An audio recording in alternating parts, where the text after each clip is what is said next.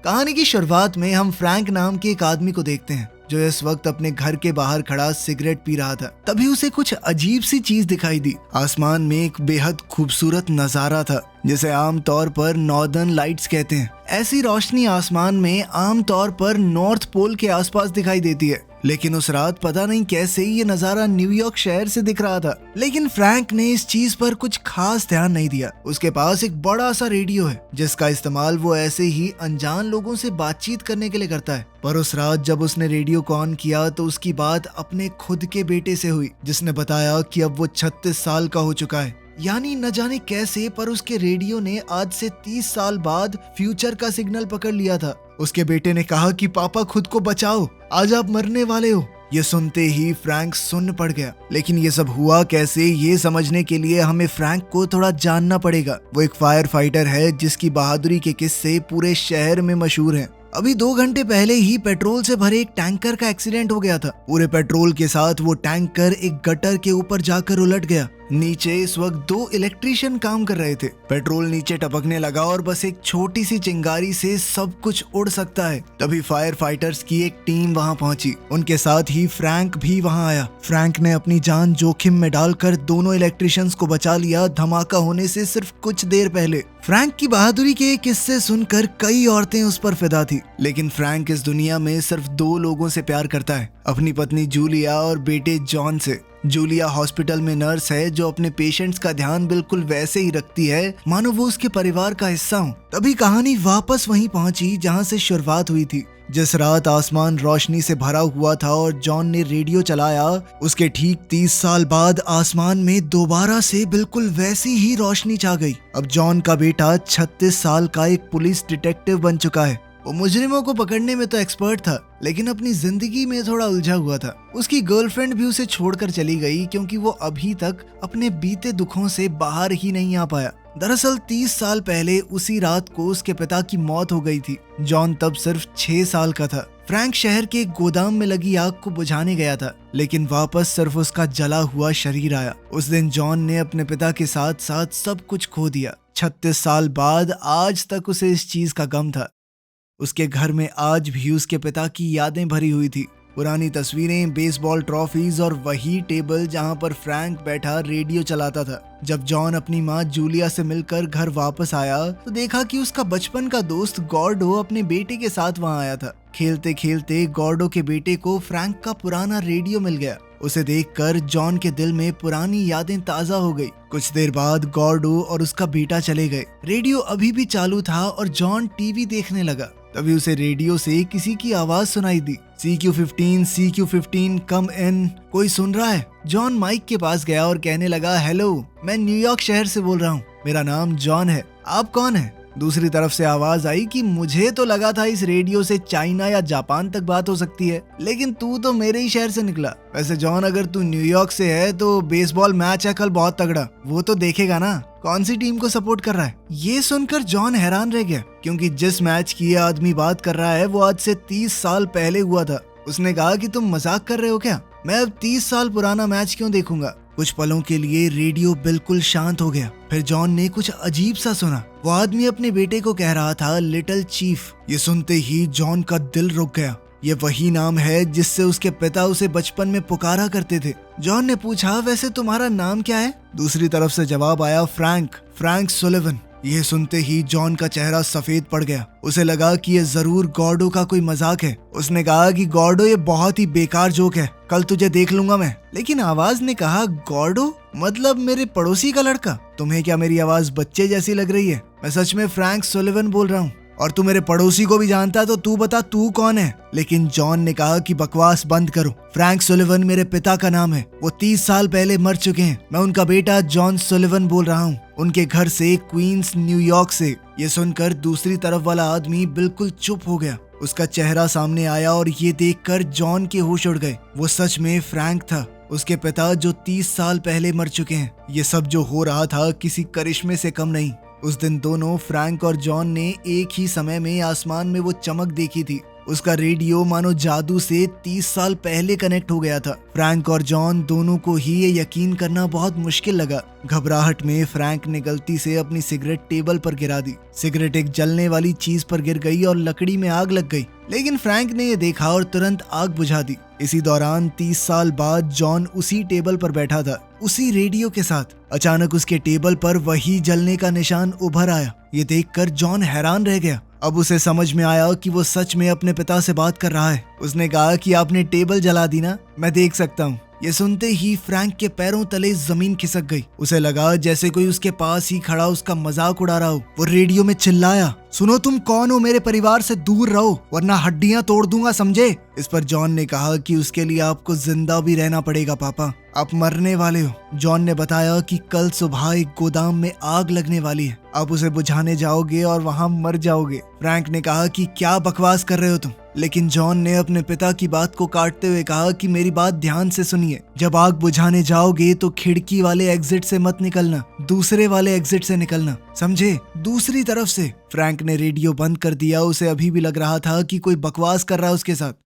अगली सुबह जब फ्रैंक स्टेशन पर गया तो उसे खबर मिली कि एक गोदाम में सच में आग लग गई है। अब उसे रेडियो वाले आदमी की बात पर थोड़ा भरोसा हुआ। फ्रैंक और उसकी टीम साइट पर पहुंच गई। आग बहुत ज्यादा तेज थी। एक औरत दौड़ती हुई आई और रोते हुए कहा कि मेरी बेटी अंदर फंसी हुई है। फ्रैंक कुछ पल के लिए रुका, थोड़ा डरा हुआ कि शायद ये वही दिन है जब वो मर जाएगा, लेकिन फिर भी वो अपना फर्ज नहीं भूला। वो जैसे तैसे अंदर घुसा और ऊपर वाले फ्लोर पर पहुंचा। उसे लड़की बेहोश हालत में मिली। उसने उसे कंधे पर उठाया और खिड़की के पास ले गया। टीम सीढ़ी से वहां पहुंचने की कोशिश कर रही थी, लेकिन मैकेनिज्म फेल हो गया। तब फ्रैंक को जॉन की बात याद आई। वो तुरंत दूसरी साइड से भागा और वेंटिलेटर के रास्ते से निकल गया। अब 30 साल बाद वाले समय में जॉन एक बार में गॉर्डो और पुलिस ऑफिसर सैच के साथ बैठ गया। सैच फ्रैंक का पुराना दोस्त है। आज फ्रैंक की मौत को 30 साल बीत गए तो तीनों उसके बारे में बात कर रहे थे। जॉन अभी तक कल रात की रेडियो वाली घटना को सपना समझ रहा था।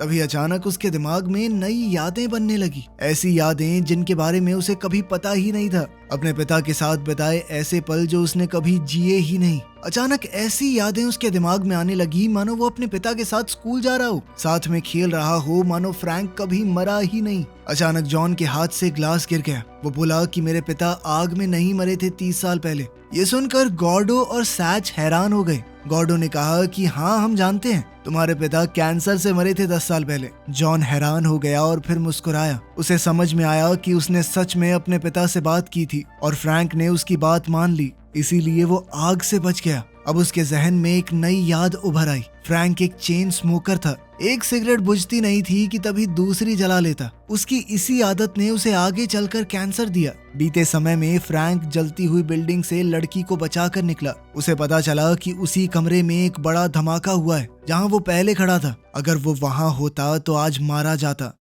इस बात से फ्रैंक को यकीन हो गया कि रेडियो पर बात करने वाला सच में उसका बेटा है, 30 साल बाद वाला। फ्रैंक घर गया और रेडियो से दोबारा जॉन से बात करने की कोशिश की, लेकिन सिग्नल नहीं मिला। उधर जॉन भी खुशी से भर गया था। रात को घर लौटकर उसने देखा कि सभी फोटोज बदल गई थी। अखबार की वो कटिंग जिसमें पहले फ्रैंक की मौत की खबर थी, अब उसमें लिखा था कि फायर फाइटर ने लड़की को बचाया। टेबल पर लिखा हुआ था कि मैं जिंदा हूँ चीफ। ये देखकर जॉन की आंखों में आंसू आ गए। दोनों फिर से रेडियो पर मिल गए और देर तक बात की। जॉन ने अपने पिता को भविष्य के बारे में बताया। उस साल बेसबॉल का विनर कौन होगा, कब उसने अपनी पसंद की गाड़ी खरीदी, सब कुछ। फिर उसने आखिर में बताया कि पापा अब चेन स्मोकिंग की वजह से कैंसर से मर जाएंगे, प्लीज सिगरेट छोड़ दो ना। ये सुनकर फ्रैंक इमोशनल हो गया। बीते कल में फ्रैंक अपनी पत्नी जूलिया से मिलने हॉस्पिटल गया। जूलिया एक पेशेंट का ट्रीटमेंट कर रही थी। फ्रैंक को देखकर उसने अपने जूनियर को पेशेंट संभालने के लिए कहा और फिर उसके पास आई। फ्रैंक खुशी से भरा हुआ था, जैसे उसे दूसरी जिंदगी मिल गई हो। जब वो बात कर रहे थे, जूलिया ने देखा कि उसका जूनियर गलत दवाई देने जा रहा है। उसने दौड़कर उसे रोका और पेशेंट की जान बच गई। फ्रैंक ने उसे अपना प्यार जताया और घर लौट गया। इधर बड़ा जॉन सो रहा था जब उसे एक अजीब सा सपना आया। उस सपने में उनके परिवार का कोई सदस्य मर गया था और अब उनका अंतिम संस्कार चल रहा था। छोटा जॉन एक कोने में बैठा डरा हुआ रो रहा था। तभी उसे अपनी माँ का लॉकेट दिखा। ये देखते ही जॉन अचानक से उठ गया, पसीने से भीगा हुआ। पर सबसे अजीब बात ये थी कि वो ये सपना भूला नहीं। हर चेहरा हर पल उसके दिमाग में वैसा का वैसा रहा, मानो ये सपना नहीं उसकी कोई याद हो। घबरा कर जॉन ने अपनी माँ को फोन किया, पर एक अजीब औरत ने फोन उठाया। उसने फिर से कॉल किया, पर दोबारा से वही हुआ। जॉन ने सोचा कि शायद कोई नेटवर्क में दिक्कत होगी। इसके बाद वो तैयार हुआ अपनी गर्लफ्रेंड समैंथा से मिलने के लिए। अब जब उसके पिता ठीक हैं, उसके दिल का बोझ हल्का हो गया था, तो वो माफी मांगना चाहता था उससे। पर जैसे ही उसने समैंथा को देखा, उसने उसे पहचाना ही नहीं,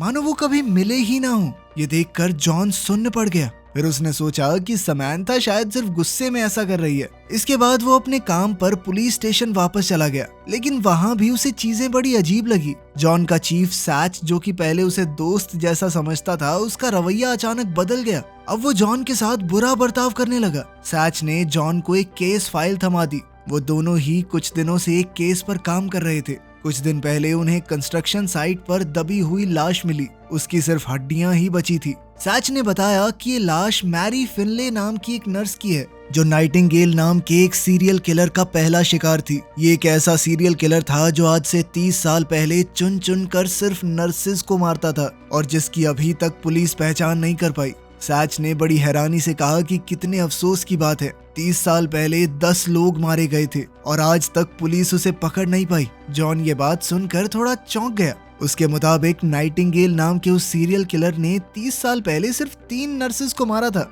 और फिर अचानक से वो गायब हो गया। लेकिन जब जॉन ने नाइटिंगेल की मर्डर फाइल दोबारा से देखी, तो उसके पैरों तले जमीन खिसक गई। उसकी माँ जूलिया का नाम विक्टिम लिस्ट में था। ये सुनकर जॉन का दिमाग पूरी तरह घूम गया। वो दौड़कर घर गया और देखा कि फैमिली फोटोज से जूलिया गायब हो गई थी। तब उसे एक बेहद खौफनाक बात समझ आई। जो बदलाव उसने बीते हुए कल में अपने पिता को बचाने के लिए किए थे, उन्होंने आज की जिंदगी को पूरी तरह से बदल दिया था।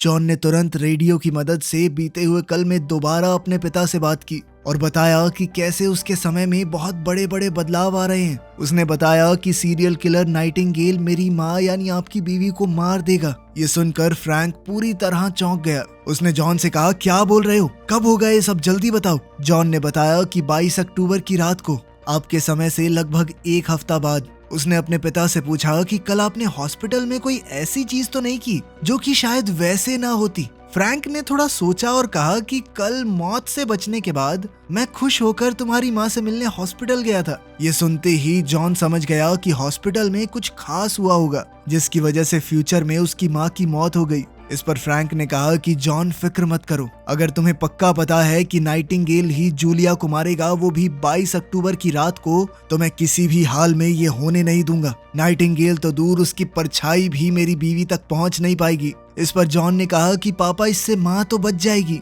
लेकिन सोचो, नाइटिंगेल ने माँ से पहले 2 और औरतों को मारा था और माँ के बाद 4 और मासूम औरतों को मारेगा, और ये सब कुछ हमारी छेड़खानी की वजह से हुआ। क्या हम ऐसे ही उन्हें मरने देंगे? हम उसे यूं ही मासूम लोगों को नहीं मारने दे सकते। वो ये जानते थे कि आगे नाइटिंगेल किस औरत को मारने वाला है, लेकिन फ्रैंक को ये समझ नहीं आ रहा था कि वो करे क्या। उसने जॉन से पूछा कि मैं पुलिस में जाके बता दूं कि नाइटिंगेल उस औरत को मारने वाला है उस दिन, लेकिन वो मेरी बात कहाँ मानेंगे, हंसेंगे मुझ पर। इस पर जॉन ने कहा कि पापा, पुलिस नहीं, ये आपका काम है। आपको उस औरत का पीछा करना होगा और देखना होगा कि नाइटिंगेल कौन है। जब हम उसे पहचान लेंगे तब शायद पुलिस उसे पकड़ सकती है। फ्रैंक राजी हो गया। उसे थोड़ा डर लग रहा था, लेकिन फिर भी उसने हिम्मत जुटाई और उस बार में गया जिसका जॉन ने जिक्र किया था, वही जगह जहां अगला मर्डर होने वाला है। इस बार टारगेट कैरी नाम की एक नर्स है जो उस शाम को वहां आने वाली है। जॉन ने पुलिस फाइल में पढ़कर फ्रैंक को बिल्कुल साफ साफ बता दिया कि कैरी बार से 7:30 बजे निकलेगी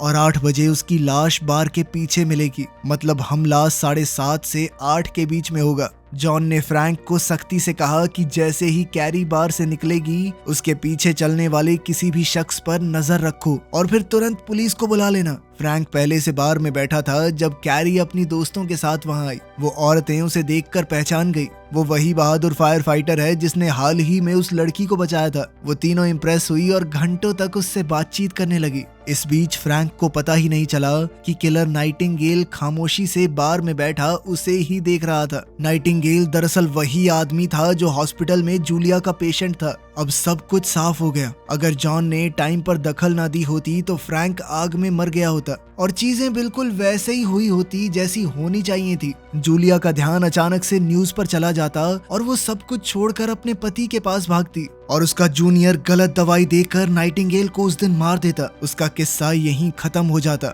लेकिन अब वो आदमी बच गया। फ्रैंक जिंदा रहा, जूलिया हॉस्पिटल छोड़कर नहीं गई। फ्रैंक उसी वक्त उससे मिलने चला गया। इससे पहले कि वो डॉक्टर गलती करता, जूलिया ने उसे रोक दिया। यहीं से सारी मुसीबत शुरू हुई। नाइटिंगेल जिंदा बच गया और नर्सेस को मारना जारी रखा। लेकिन आज फ्रैंक ने अनजाने में नाइटिंगेल का प्लान खराब कर दिया। उसने कैरी को मारने नहीं दिया, इसलिए फ्यूचर में कैरी की केस फाइल पुलिस रिकॉर्ड से गायब हो गई। जॉन इस बात से बेहद खुश हुआ, लेकिन अभी तक नाइटिंगेल का पता नहीं चल पाया था। जॉन ने फ्रैंक को बताया कि अगला टारगेट सिसी क्लार्क नाम की एक नर्स है जो अपना काम करने के बाद नाइट क्लब में वेट्रेस का काम भी करती है। नाइटिंगेल उस रात उसे मारने की प्लानिंग कर रहा था। रात 2 बजे से 5 बजे के बीच में मर्डर होगा। फ्रैंक इस बारे में अब जान चुका था और जल्द ही वो बार में पहुंचा। सिसी वहीं थी और फ्रैंक अब 2 बजे तक इंतजार करता रहा। आखिर में जब बार बंद होने का टाइम हुआ तो सिसी ऊपर कपड़े बदलने गई। फ्रैंक भी बाथरूम में गया और उस पर नजर रखी। तभी अचानक किसी ने उस पर हमला कर दिया। वो नाइटिंगेल ही था। फ्रैंक ने लड़ने की कोशिश की पर नाइटिंगेल ने उसे बेहोश कर दिया। फिर उसने फ्रैंक का पर्स चुरा लिया, उसमें से ड्राइविंग लाइसेंस निकाला और भाग गया। जब फ्रैंक होश में आया तो वो तुरंत ऊपर दौड़कर सिसी को ढूंढने गया, पर तब तक नाइटिंगेल उसे मार चुका था। डर के मारे फ्रैंक घर आया और जॉन को बताया कि वो सिसी को बचाने में नाकाम रहा और नाइटिंगेल ने उसका ड्राइविंग लाइसेंस भी चुरा लिया है। उनकी हालत और खराब हो गई। अब भी वो लोग ये जानते नहीं थे कि आखिर नाइटिंगेल है कौन। लेकिन अब नाइटिंगेल फ्रैंक के बारे में सब कुछ जानता है और अब वो जूलिया और छोटे जॉन तक भी पहुंच सकता है। फ्रैंक डर गया, लेकिन जॉन ने उसे हौसला दिया। कुछ देर सोचने के बाद जॉन ने अचानक कहा, पापा अगर नाइटिंगेल ने आपके वॉलेट को छुआ है तो उसके फिंगरप्रिंट उस पर आ गए होंगे। अब ध्यान से सुनो, अपने पर्स को किसी खास जगह पर छुपा दो, ऐसी जगह जहां आने वाले 30 साल तक कोई उसे हाथ ना लगा सके। फ्रैंक ने बिल्कुल वैसा ही किया। उसने अपने पर्स को एक पैकेट में बंद कर दिया और संभाल कर घर की खिड़की के पास एक पुराने लकड़ी के डब्बे में छुपा दिया। फिर 30 साल बाद बड़े जॉन ने वही डब्बा खोला और पर्स बिल्कुल सही सलामत वहीं पड़ा था। जॉन ने खुशी से रेडियो पर फ्रैंक को बताया कि पापा आप चिंता मत करो, मैं पता लगाता हूँ कि आखिर नाइटिंगेल कौन है। जॉन तुरंत वॉलेट लेकर पुलिस स्टेशन गया और फिंगरप्रिंट्स की जांच करवाई, लेकिन उसका रिजल्ट देखकर सबके होश उड़ गए। नाइटिंगेल कोई आम आदमी नहीं है, वो एक रिटायर्ड पुलिस वाला है जिसका नाम है जैक शेपर्ड। जॉन ने जैक को ढूंढ लिया, जो अभी भी जिंदा है और एक इज्जत भरी जिंदगी जी रहा है। अपने सारे पुराने कच्चे चिट्ठे छुपाकर जॉन ने उससे बात की और नाइटिंगेल के बारे में पूरी जानकारी लेने की कोशिश की। फिर वो घर गया और रेडियो के जरिए फ्रैंक से बात की। उसने फ्रैंक को बताया कि नाइटिंगेल का असली नाम जैक शेपर्ड है और वो एक पुलिस वाला था। जॉन ने सलाह दी कि पापा आप एक पब्लिक फोन से FBI को कॉल करो और उन्हें बताओ कि जैक वही सीरियल किलर है जिसके हाथ से सारी नर्सेज मारी गई हैं और हर एक खून के बाद वो उनके पास से कोई ना कोई चीज रखता है, जैसे कोई लॉकेट या फिर कोई गहना। जॉन को उम्मीद है कि जब FBI जैक के घर पर रेड करेगी तो उन्हें सारे सबूत मिल जाएंगे और जैक हमेशा के लिए जेल चला जाएगा। लेकिन किस्मत उनके साथ नहीं थी। फ्रैंक कुछ कर पाता उससे पहले ही पुलिस चीफ सैच उसके घर पहुंच गया। जब फ्रैंक सिसी को बचाने गया था तब कुछ पड़ोसियों ने उसे वहां देख लिया था और सबसे बुरा तो ये हुआ कि जैक ने फ्रैंक का ड्राइविंग लाइसेंस सिसी की लाश के पास रख दिया और सैच को पूरा यकीन हो गया कि फ्रैंक ही सिसी का कातिल है, यानी असली नाइटिंगेल। सैच ने फ्रैंक को गिरफ्तार कर लिया और जबरदस्ती पुलिस स्टेशन ले गया। उनकी थोड़ी जोर आजमाइश में फ्रैंक का रेडियो जमीन पर गिरा और टूट गया। उसी वक्त प्रेजेंट में भी रेडियो बंद हो गया। अब जॉन और फ्रैंक दोनों का कनेक्शन एक दूसरे से टूट चुका था। सैच ने फ्रैंक को गिरफ्तार कर लिया और सख्त पूछताछ शुरू कर दी। फ्रैंक ने उसे सच बताने की कोशिश की कि वो अपने फ्यूचर वाले बेटे से रेडियो पर बात कर रहा है और उसके बेटे ने ही उसे बताया है कि असली कातिल जैक शेपर्ड है, वही नाइटिंगेल जो एक एक करके नर्सेस को मार रहा है। लेकिन सैच को उसकी बात पर बिल्कुल विश्वास नहीं हुआ। उसे लगा कि फ्रैंक बचने के लिए बकवास कर रहा है। फ्रैंक ने उसे यकीन दिलाने की बहुत कोशिश की कि मैं सच बोल रहा हूँ। उसने बेसबॉल मैचेस के रिजल्ट तक बता दिए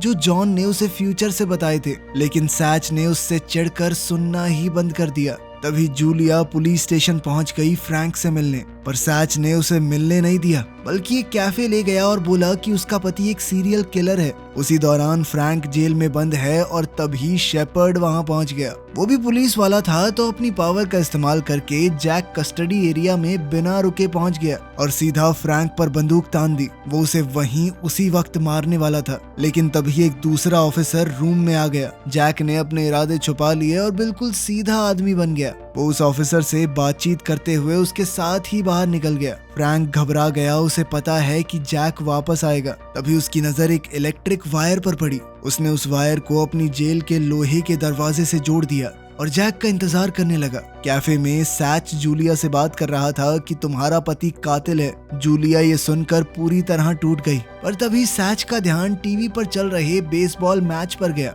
और सब कुछ बिल्कुल वैसा ही हो रहा था जैसा फ्रैंक ने बताया था। ये देखकर सैच हैरान रह गया। उसे समझ आया कि पता नहीं कैसे लेकिन फ्रैंक सच बोल रहा है। उसी वक्त जैक वापस से फ्रैंक के सेल में घुस गया उसे मारने के लिए। जैसे ही उसने लोहे का दरवाजा छुआ उसे जबरदस्त बिजली का झटका लगा और वो वहीं बेहोश हो गया। फ्रैंक ने उसकी जेब की तलाशी ली और उसके लाइसेंस पे लिखा हुआ एड्रेस मिल गया। उसने पुलिस स्टेशन का फायर अलार्म चालू कर दिया, जिसके बाद पूरा एरिया पानी से भर गया और उस अफरा तफरी में वो वहां से भाग गया। अब फ्रैंक तय कर चुका था कि वो अपनी बेगुनाही साबित करेगा और असली कातिल जैक को बेनकाब भी। वो जैक के घर गया जहां उसने ऐसी चीजें ढूंढनी शुरू की जो जैक को बाकी हत्याओं से जोड़ सके। जो वो ढूंढ रहा था उसे सब कुछ मिल गया, लेकिन तभी जैक भी अपने घर आ गया। फ्रैंक मौका देखकर वहां से भागा, जैक भी उसके पीछे भागने लगा। वो मौका देखकर फ्रैंक पर गोलियां चला रहा था। भागते भागते वो दोनों पोर्ट के पास आ गए। फ्रैंक अचानक से गायब हो गया और जैक उसे ढूंढने लगा। तभी फ्रैंक डॉक के नीचे से निकला और उसे पानी में खींच लिया और फिर पेंचकस का इस्तेमाल करके जैक को मार डाला। जल्द ही फ्रैंक पानी से बाहर निकला। थोड़ी देर बाद सैच अपनी पूरी टीम के साथ वहां आ गया। उसे जैक के घर वो सबूत मिल चुके थे जो ये साबित करते हैं कि असली कातिल जैक है। उसने फ्रैंक की स्टेटमेंट ली और गोताखोरों को जैक की लाश निकालने भेजा और साथ ही फ्रैंक को इस केस से क्लीन चिट दे दी। फ्रैंक अब घर गया, बिल्कुल सुकून से बैठा और अपने रेडियो को ठीक करने लगा। उसने टेबल पर सिगरेट का पैकेट देखा, उठाया और कचरे में फेंक दिया। उसने फैसला कर लिया था कि मैं ये कैंसर से तो नहीं मरने वाला। मैं किसी भी हाल में जूलिया और जॉन को अकेला नहीं छोड़ूंगा। फिर उसने रेडियो चालू किया। कनेक्शन वापस से लगा और फ्रैंक ने कहा कि सब ठीक है बेटा, जैक शेपर्ड मारा गया। लेकिन जॉन ने देखा कि प्रेजेंट में कुछ भी नहीं बदला। माँ तो अब भी फैमिली फोटोज से गायब है। वो फ्रैंक से बातचीत कर ही रहा था कि तभी किसी ने उसे मुक्का मारा और वो जमीन पर गिर गया। वो कोई और नहीं बल्कि आज के दिन का जैक था। वहीं फ्रैंक के ऊपर भी उस समय के जैक ने हमला कर दिया। उसने फ्रैंक को बेहोश कर दिया और सीधा जूलिया के कमरे में गया उसे मारने के लिए। तभी छोटा जॉन कमरे में आ गया। उसकी आवाज से जैक का ध्यान भटका और जूलिया ने उस पर हमला कर दिया। उसके चेहरे पर नाखून मार दिए। वही निशान तुरंत बूढ़े जैक के चेहरे पर भी आ गए। जैक ने जूलिया को मुक्का मारा, उसे बेहोश कर दिया और फिर छोटे जॉन को उठाकर ले जाने लगा। जब वो नीचे आया तो उसने देखा कि फ्रैंक बंदूक लिए उसके सामने खड़ा है। जैक ने उसके बेटे जॉन को आगे धकेल दिया और कहा कि बंदूक नीचे रख दे वरना इसकी गर्दन तोड़ दूंगा। ये सुनकर फ्रैंक मजबूरन बंदूक को नीचे करने लगा। अब जैक के हाथों फ्रैंक, जूलिया और छोटे जॉन की जान खतरे में थी और 30 साल बाद वाले समय में वो जॉन के सर पर बंदूक ताने खड़ा था। जैक जॉन को एक गोली में मिटा देने वाला था। तभी पास्ट में जूलिया ने जैक पर पीछे से हमला कर दिया, जिसके बाद फ्रैंक ने भी तुरंत बंदूक उठा ली। जैक ने मौका देखकर जूलिया को धक्का दिया और फ्रैंक पर झपटा, लेकिन फ्रैंक ने गोली चला दी जिससे जैक का हाथ उड़ गया और उसी पल आज के समय के जैक का हाथ गायब हो गया, क्योंकि हाथ तो वो 30 साल पहले खो चुका है। इस सब के बाद फ्रैंक, जूलिया और जॉन की जान खतरे से बाहर थी। उस पल के बाद से आज के दिन में सब कुछ बदलने लगा। घर, दीवारें, फोटोज, सब कुछ नया होने लगा, पर खतरा अभी पूरी तरह खत्म नहीं हुआ था। आज के समय के जैक के पास अब भी एक बंदूक थी। उसने जॉन पर निशाना लगाया पर किसी ने पहले ही गोली चला दी, जिसके बाद जैक हमेशा के लिए खत्म हो गया। गोली चलाने वाला कोई और नहीं बल्कि फ्रैंक है, जॉन का बाप। आखिरकार फ्रैंक इस समय में भी जिंदा है और साथ ही जूलिया भी। जॉन की गर्लफ्रेंड समैंथा वापस उसकी जिंदगी में आ गई, शुरुआत में एक अजनबी के रूप में, लेकिन बाद में दोनों ने शादी कर ली और उनका एक प्यारा सा बेटा हुआ। वीडियो पसंद आई तो लाइक कर देना, चैनल को सब्सक्राइब कर लेना। मिलते हैं अगली वीडियो में।